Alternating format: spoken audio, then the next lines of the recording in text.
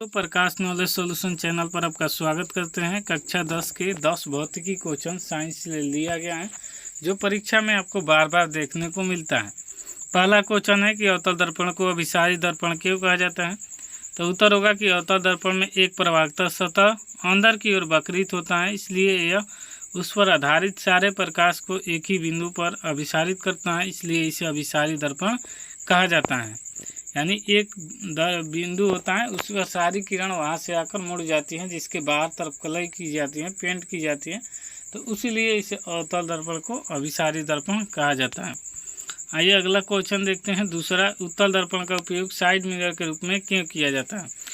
उत्तर, हम वाहन में उत्तल दर्पण का साइड मिरर के रूप में उपयोग इसलिए करते हैं क्योंकि वो सदैव सीधा प्रतिबिंब बनाते हैं। यद्यपि वह छोटा होता है, उनका दृष्टि क्षेत्र भी बहुत अधिक होता है क्योंकि ये बाहर की ओर वक्रित होते हैं। उत्तल दर्पण ड्राइवर को अपने पीछे के बहुत बड़े क्षेत्र को देखने में समर्थ बनाता है। यानी उत्तल दर्पण का प्रयोग ट्रक ड्राइवर, बस या फिर बाइक में देख सकते हैं, जो चलाते हैं वो पीछे अपने देखने के लिए प्रयोग करते हैं।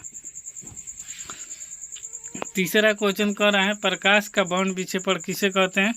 प्रिज्म के भीतर से गुजरने पर श्वेत प्रकाश का अपना विभिन्न घटक रंगों में विभाजन का बाउंड विक्षेपण। चौथा क्वेश्चन कह रहा है कि विद्युत धारा एवं प्रतिरोध को परिभाषित करें एवं उसका एसआई मात्रक लिखें। विद्युत आवेश के प्रवाह के दर को विद्युत धारा कहा जाता है। धारा का एसआई मात्रक एम्पियर होता है। किसी चालक को किसी अनुप्रस्थ काट से होकर टी समय में क्यू आवेश प्रवाहित होती है, तो चालक से होकर जाने वाली धारा यानी Q बराबर IT होता है, या फिर I बराबर लिख सकते हैं Q/T, क्योंकि ये गुना में T है तो उधर जाके भागा में हो जाएगा। और कह रहा है कि किसी चालक के छोरों के बीच के विभवांतर V और उसके प्रवाहित धारा I के अनुपात को चालक के प्रतिरोध कहते हैं। प्रतिरोध का एसआई मात्रक ओम होता है। इसमें कोई डाउट होता है दोस्तों तो आप कमेंट बॉक्स में अपना सलाह जरूर दीजिएगा। वीडियो पसंद आए तो लाइक शेयर सब्सक्राइब जरूर कर लीजिएगा। अगला क्वेश्चन कर रहा है 5 नंबर की, विद्युत फ्यूज क्या होता है, इसका उपयोग लिखें। फ्यूज शीशा और टीन का एक मिश्र धातु है, इसका गलनांक कम होता है, यानी ये जल्दी जल जाता है तथा शॉर्ट परिपथ में होने वाली हानि से रक्षा करता है।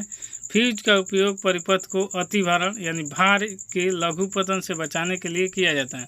एग्जाम्पल के तौर पर समझेंगे कि बोर्ड में फ्यूज लगा रहता है तो पूरी बोर्ड को बर्बाद नहीं होने देगा। फ्यूज अगर उड़ जाता है यानी गल जाता है तब, क्योंकि वो अपने आप को जलकर पूरी तरह सेव कर देगा, आपका लाइट पंखा जितना होगा वो सेव कर देगा।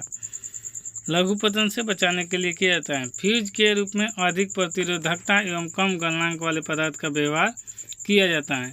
फ्यूज हमेशा विद्युतमय तार में साथ श्रेणी क्रम में जोड़ा जाता है, जबकि क्षमता से अधिक विद्युत धारा तार से प्रवाहित होती है तो विद्युत धारा के उसमें प्रभाव के कारण फ्यूज के तार गल जाता है और परिपथ भंग हो जाता है। इसमें महंगे उपकरण आवश्यक से अधिक विद्युत धारा के कुप्रभाव से बच जाता है। अब अगला क्वेश्चन 6 नंबर कर रहा है, सूर्योदय के समय सूर्य लाल क्यों प्रतीत होता है।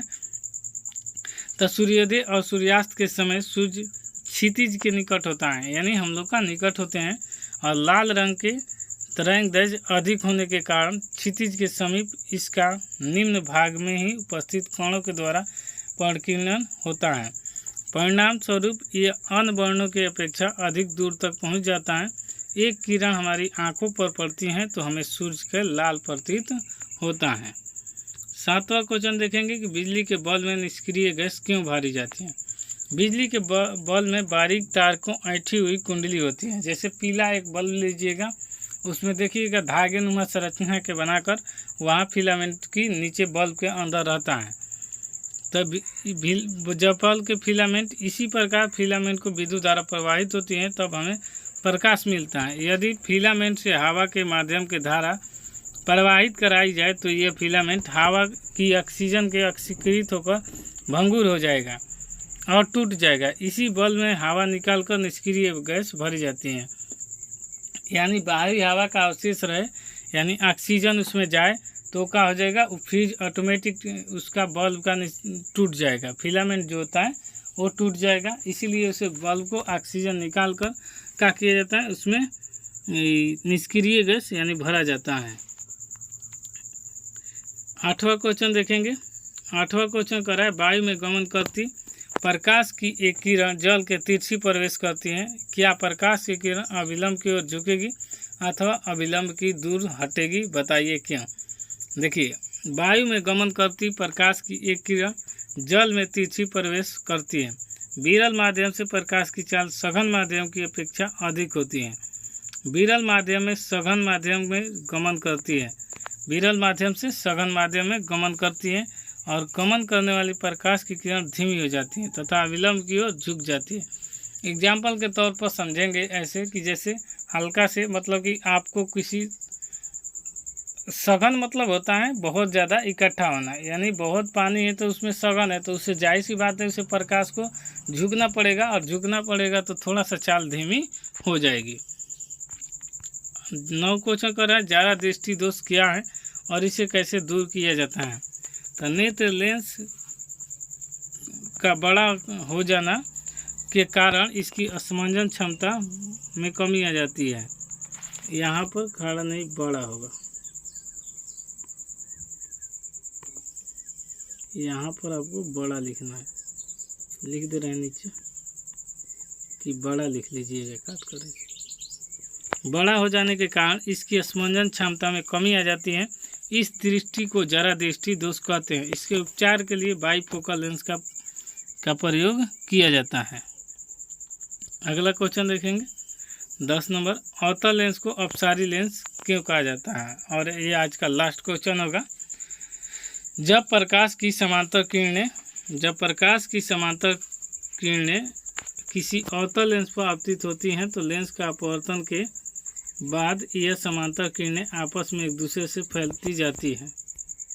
यहाँ पर करने लिखा गया है, यहाँ पर किरणें लिख दी हैं, ठीक कर लीजिएगा आप भी। जब प्रकाश की समांतर किसी अवतल लेंस पर आपतित होती हैं तो लेंस की अपवर्तन के बाद यह समांतर किरणें आपस में एक दूसरे से, यहाँ पर भी किरण होगा, समांतर किरणें आपस में एक दूसरे से फैलती जाती है, अर्थात इस लेंस का किरण को अपसारित करता है। इसी गुण के कारण अवतल लेंस को अपसारी लेंस कहते हैं। दोस्तों, आपको वीडियो कैसा लगा ये अनुभव साझा कीजिएगा कमेंट बॉक्स में। वीडियो पसंद आए तो लाइक शेयर सब्सक्राइब जरूर कीजिएगा। कोई कमी रह गया होगा तो उसे ज़रूर बताइएगा। इसी के साथ मिलते हैं नेक्स्ट वीडियो में, तब तक के लिए जय हिंद।